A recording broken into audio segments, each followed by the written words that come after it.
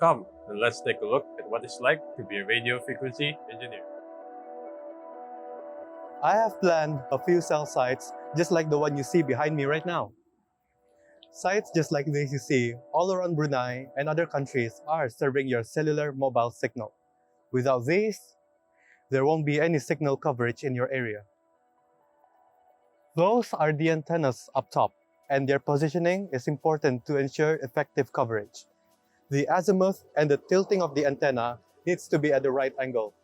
Depending on the transmit power, the coverage radius will change as well.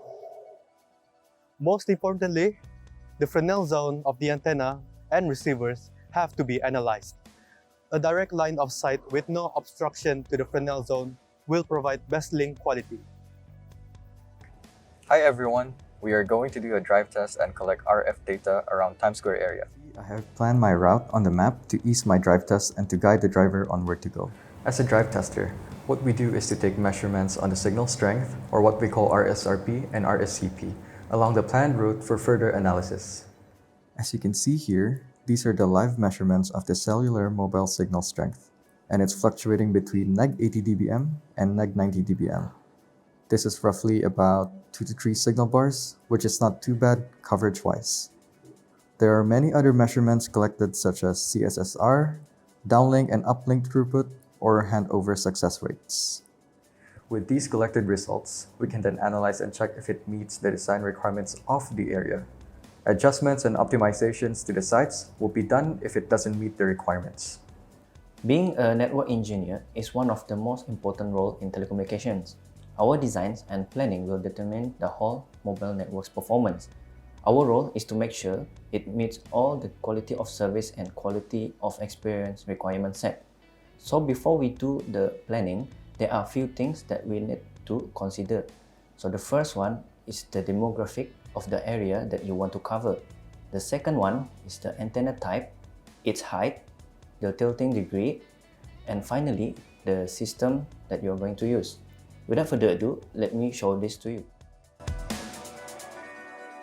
As you can see on the screen, Beyond Tomorrow is located at Jalan Gadong, and it is an urban area with dense population and lots of commercial buildings around. First, we add on coverage, and under the transmitting antenna section, we need to fill in the antenna model for the coverage, the antenna's height, how high we want to put the antenna from above the ground. So in this case, I'm going to put it as 25 meters.